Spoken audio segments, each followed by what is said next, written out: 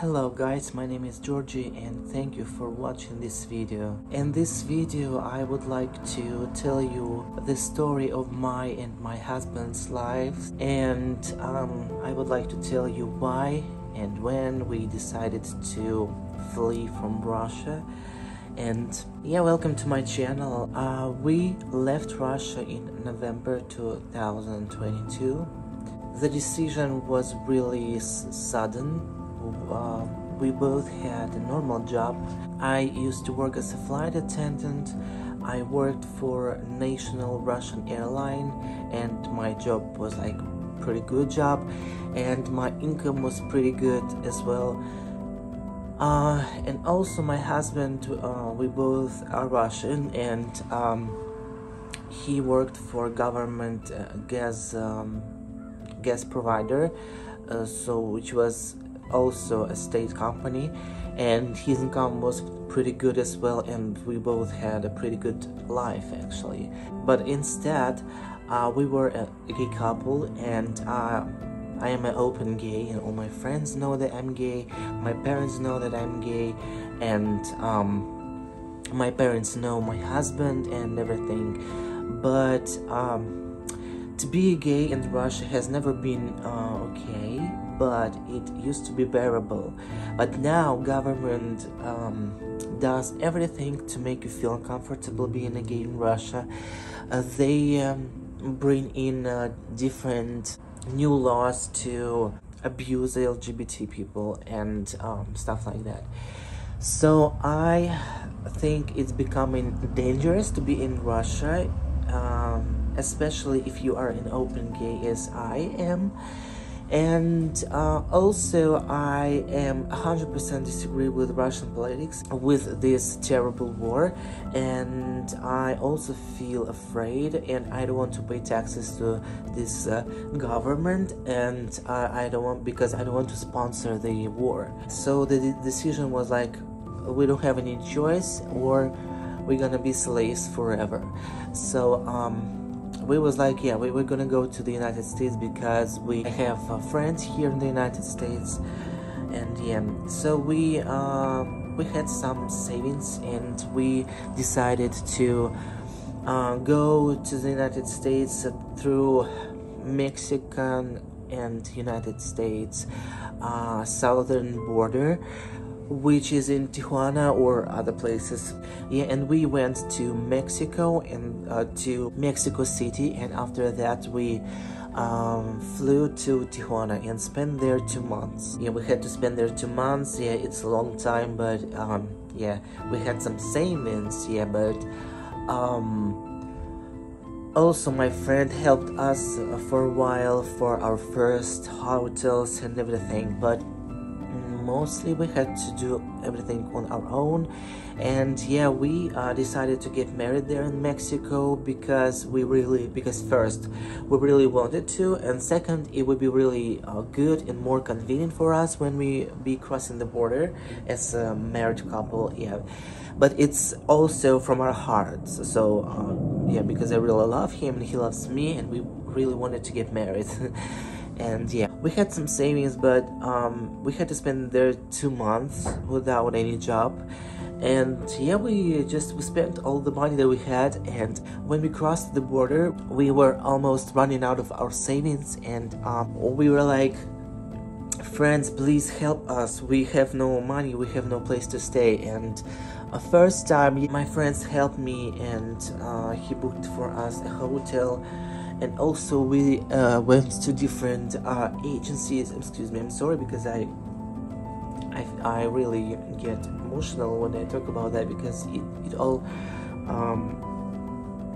is a really hard situation, and I'm sorry about that.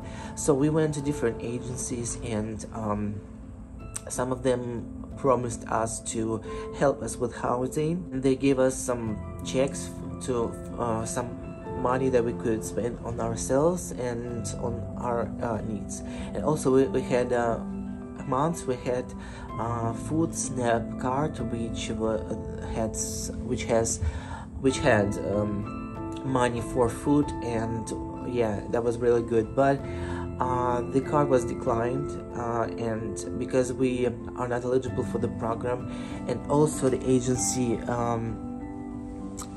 gave us only one check for each of us, and the money was really poor with us. Like, it was like $2,500, so we were waiting for the agency to find us something to where to live, like a room or something, and they was like, yeah, we're looking for it, so we didn't book anything, so we had to stray the whole month. Yeah, and this last week I called them like, excuse me guys, I'm sorry, we don't have any place to stay in, and we ran out of the money that you gave us.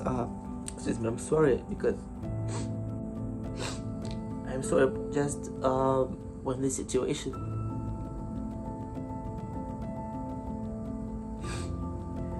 just my husband is younger than me, and I have been through a lot actually. I know what life is, and I have been through different situations, but my husband, he is only 22, and he has never been in a situation like this before, and the agency actually said no, that they couldn't help anything. We have called to different shelters, even LGBT shelters, and they all were like, excuse me, do you have any kids? And we were like, no, we don't have any kids. And they were like, excuse me, we can help you only if you have kids. And I was like, what are we supposed to do?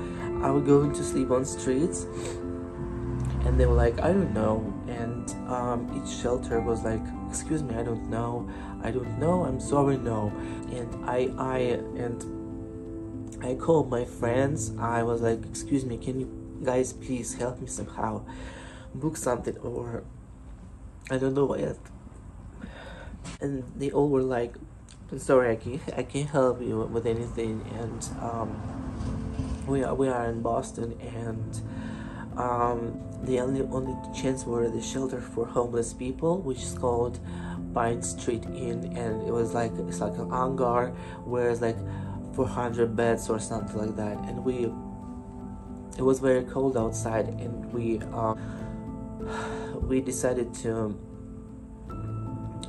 go there, and we came there, and the personnels were like, we don't have any beds available unfortunately, but you can stay here in the cafeteria where those homeless people have their breakfasts and dinners, and you can stay there up to 4:30 a.m. And we was like, okay, and we were like trying to sleep, sitting on our suitcases there the whole night. And my husband actually, he found a job, and in the morning he had to go to his job. And we don't have work permit yet here, so we are looking for a job for cash. And I tried to work for Uber, but Uber cannot pay me because I don't have any ID here yet. We are waiting for our work permit, and it will be ID.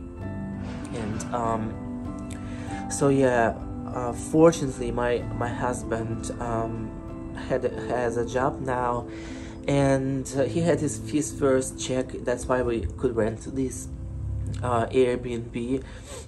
But I'm trying to work in Uber, and I also try to find a apartment, but it's really hard because he makes only $150 per day, and our booking is like $100 per day, so it's very hard to get the money, to gather the money, to save the money. And yeah, that's the reality. And yeah, I never thought I will be sleeping in shelter for homeless people, but yeah, I hope we will never come back there. Well, actually, yeah, it looks like there's nothing to complain about. Yeah, but it's only yesterday we moved in here, and we booked for 5 nights because my husband had his first check for it's a really tiny amount of money, so we could afford only 5 days. But and I'm trying to make some cash in Uber as a courier, and I hope on Friday we will be able to book further something else. But it's gonna be very hard to make money to gather money for booking, working for cash and spending the money on Airbnb at the same time because Airbnb costs much more than when you book for a month or longer. I am not trying to, you know, make you feel like I'm a victim or something, but just try to share with you that it's very hard to be an asylum seeker and an immigrant, especially when your friends don't really help you. Yeah, so anyway, at least it's better than buying straight in, because you have your own soft bed, you have your own towels, you have it's a nice room, there's nothing to complain about. Yeah, but the problem is that Airbnb is very expensive when you have to leave. Yeah, so that's why it's hard to save money for housing, for permanent housing. If someone of you want to help, I can leave my Cash App or my PayPal or my phone number, maybe for other transactions. You can help if you really want to, if you feel you want to help this family, but it's just up to you. And what I dream of is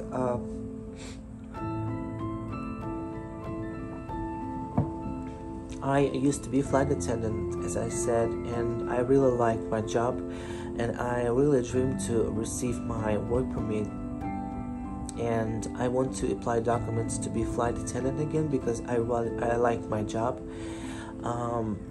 Yeah, I would really like to be flight attendant again here. Yeah, because this job is amazing. I loved being a flight attendant.